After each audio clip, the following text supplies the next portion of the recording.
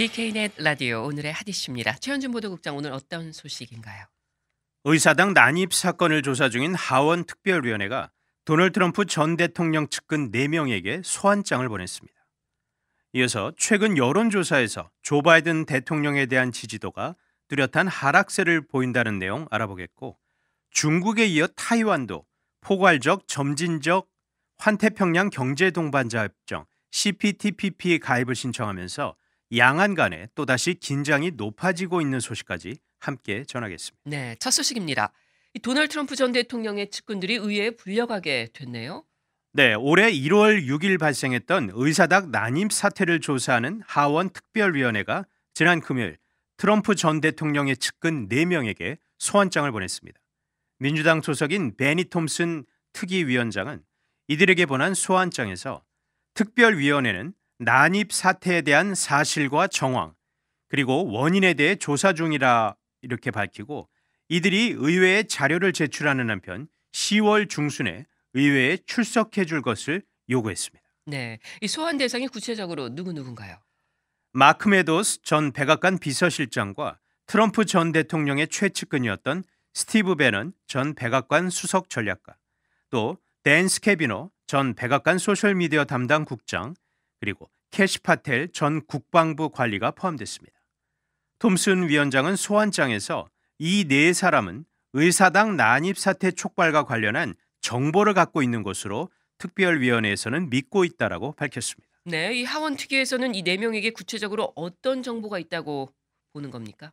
우선 스티브 배넌 전 전략가의 소환장에는 의사당 난입 사태 전날인 지난 1월 5일 팟캐스트를 통해 내일 모든 지옥이 무너져 내릴 것이다 라고 예측한 내용과 난입 사태 한 주 전 트럼프 전 대통령과 나눈 대화에서 1월 6일에 집중하라 이렇게 언급한 내용이 포함되어 있었다고 합니다. 네.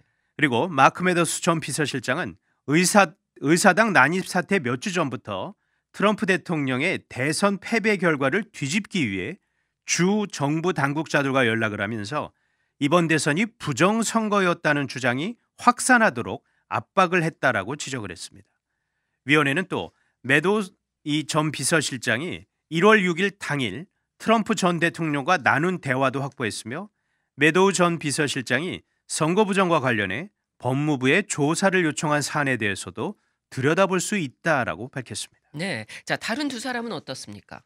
스캐비노 전 국장은 1월 5일 바이든 대통령의 당선 인증을 막기 위해 어떻게 의원들을 설득한 것인가를 놓고 트럼프 전 대통령과 논의를 했다라고 특위는 지적을 했습니다.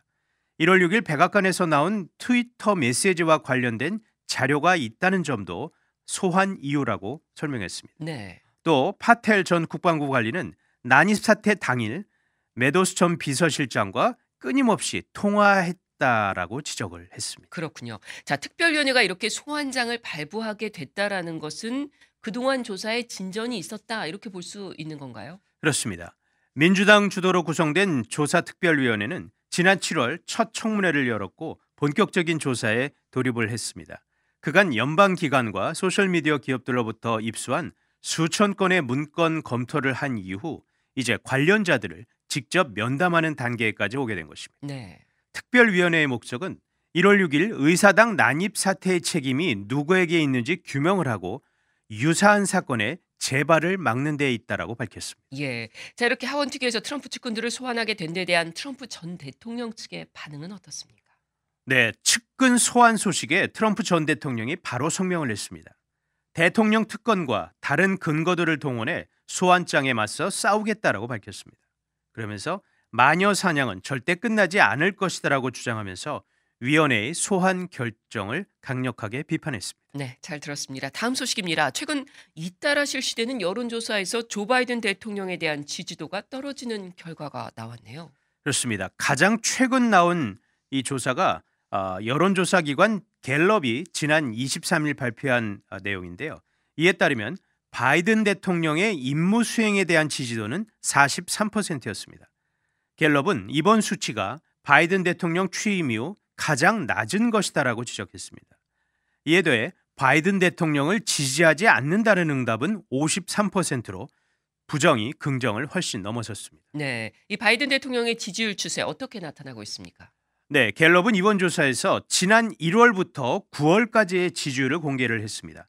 첫 1월의 지지율은 57%로 시작을 했고 지난 6월까지는 안정적으로 50% 중반대를 유지를 했습니다. 하지만 7월 처음으로 50%를 기록한 뒤에 8월에 지지율이 49%로 드디어 이제 첫 40%대에 진입을 했는데 이 한 달 만에 6%포인트나 더 떨어졌습니다. 네.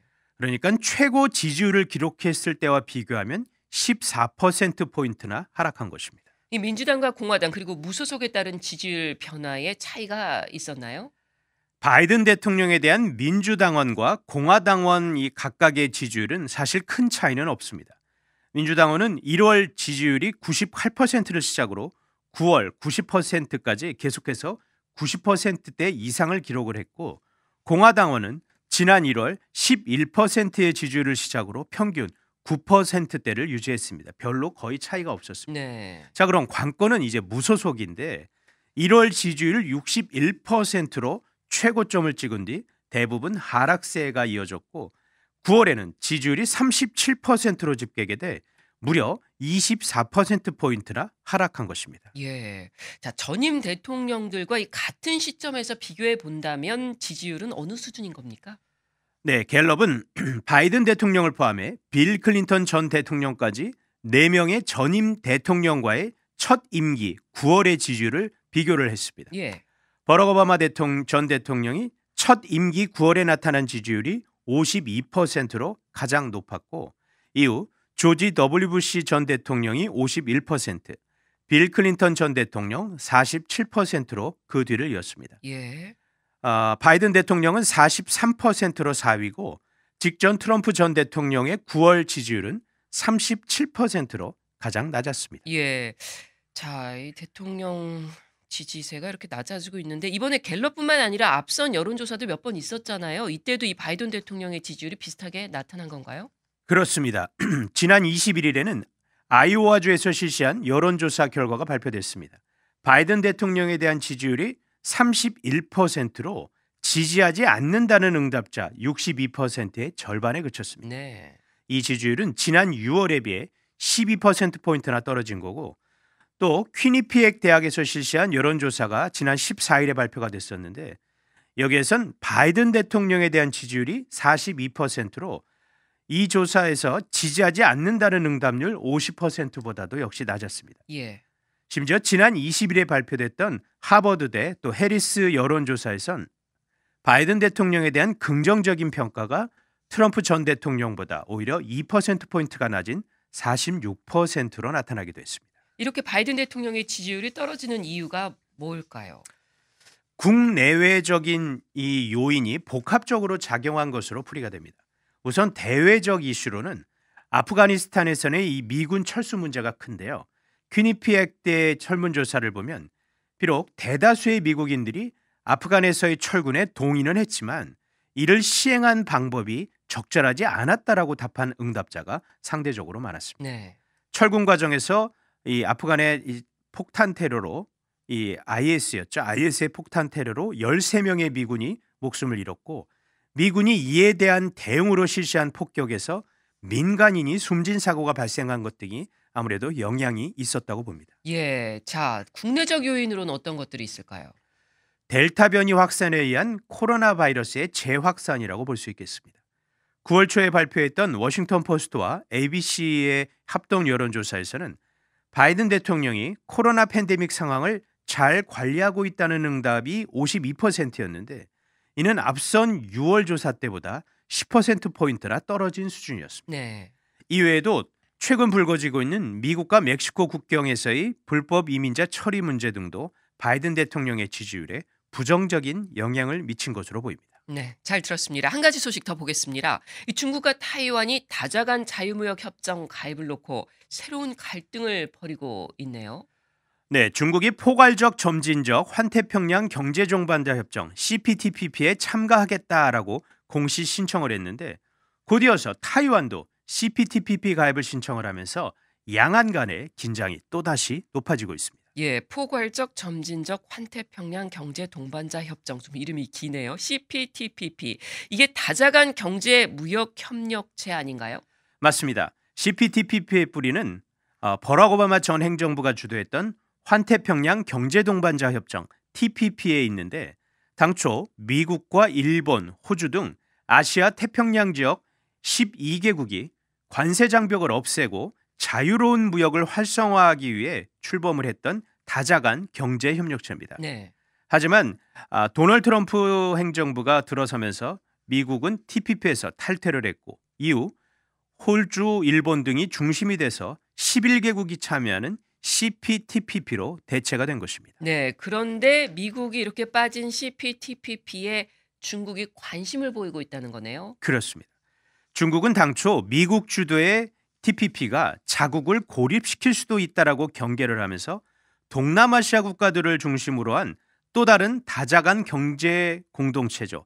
영내 포괄적 동반자 협정 RCEP을 출범을 적극적으로 성사를 시켰습니다. 하지만 이후 시진핑 중국 국가주석은 CPTPP 가입도 긍정적으로 생각한다라고 공공연히 말해 왔었습니다. 네. 일각에서는 이에 대해서 중국이 미국이 이탈한 CPTPP에서 영향력을 키우려는 것 아니냐 이런 관측을 내놓고 있습니다. 네. 그리고 타이완도 CPTPP 가입을 신청했고요. 네, 타이완이 23일 CPTPP 협정의 사무국 역할을 하고 있는 뉴질랜드 측에 정식으로 신청서를 제출했다라고 밝혔습니다. 타이완 외교부는 성명을 내고 중국은 국제 무대에서 항상 타이완을 따돌리려고 한다라면서 중국이 먼저 CPTPP에 가입하면 타이완에 큰 위협이 된다라고 주장했습니다. 타이완 외교부는 또 타이완의 가입 여부를 두고 중국이 참견할 권리는 전혀 없다라고 강조했습니다. 네. 자, 중국에서 왜 타이완의 가입 신청에 대해서 이토록 반발하고 있는 겁니까? 네, 중국은 타이완을 이탈한 하나의 성으로 중국의 성으로 간주하고 있습니다. 중국은 국제사회에 하나의 중국 원칙을 내세우면서 타이완에 대한 어떠한 공식적인 인정도 해선 안 된다 아주 강하게 주장하고 있습니다. 예. 자오리젠 중국 외교부 대변인도 정례 브리핑에서 타이완은 나눌 수 없는 중국의 일부이며 하나의 중국 원칙은 공인된 국제관계의 준칙이다라고 거듭 주장을 했습니다. 예, 그러니까 중국 측의 주장은 타이완은 독립된 국가가 아니고 중국에 속한 지역이다. 그렇습니다.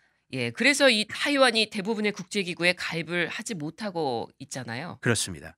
유엔을 비롯한 대다수 국제기구에서 정식 회원 자격을 얻지 못하고 있고 현재 세계무역기구 WHO 그리고 아시아 태평양 경제협력체 APEC 등 일부 기구에만 회원으로 가입돼 있습니다. 네. 타이완은 세계보건기구 WHO 가입과 그 총회 참석도 원하고 있지만 이 중국의 반대로 아직까지는 이 옵서버 참관국 자격으로만 활동을 하고 있습니다. 예, 그런데 지금 이제 중국과 타이완이 같이 CPTPP 가입 신청을 했단 말이에요. 이후의 절차가 어떻습니까? 11개 회원국 전체가 찬성을 해야 정식 회원국이 될 수 있습니다. 네. 하지만 일각에선 타이완은 물론이고 중국도 실제 가입이 성사되기는 어려울 것이라는 관측이 나옵니다. 이유가 뭘까요? 우선 CPTPP 협정 내용의 상당수가 다자간 자유무역 경험이 적은 중국이 수용을 하고 이행을 하는데 어려움이 있을 것이란 분석입니다.